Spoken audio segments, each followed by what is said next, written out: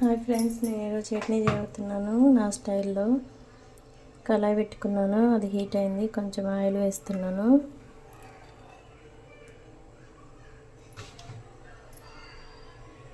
Oil heat అయింది. ఇప్పుడు ఇందులో పచ్చిమిర్చి వేస్తున్నాను.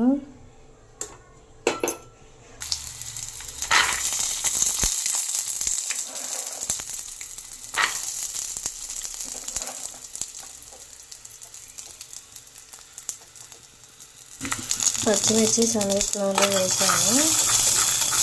ఇందులోనే కొంచెం అల్లం ముక్క కూడా వేసుకోవాలి.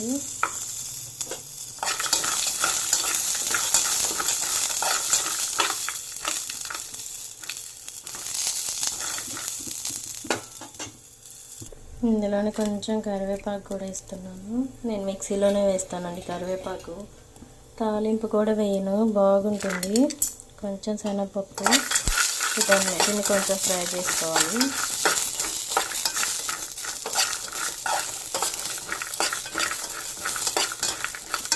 ఒకసారి ఇలా ట్రై చేయండి నేను చెప్పినట్లు. నేనైతే తాలింపు కూడా అవసరం వేయనండి, తాలింపు కూడా అవసరం లేదు. ఇంకా చాలా టేస్టీగా ఉంటుంది ఇలాగా. ఒకసారి ట్రై చేయండి. తెలియని వాళ్ళకే చెప్తున్నా, తెలిసిన వాళ్ళకి కాదండి. మళ్ళీ మాకు తెలుసు అని అంటారు కదా. ఇదిగోండి ఇలా ఫ్రై చేసుకోవాలి. ఇంకంతే, ఆరినాక మిక్సీ పట్టుకోవాలి. కొంచెం ఉప్పు వేసుకొని బాగుంటుంది టేస్ట్. ఇదిగోండి ఇలా మిక్సీ పట్టుకున్నాను. ఇంకంతేనండి, చాలా టేస్టీగా ఉంటుంది. పోపు కూడా వేయండి. నేను ఒకసారి ట్రై చేయండి. బ్యాచిలర్కి యూజ్ అవుతుంది అనుకుంటున్నా. Bye friends.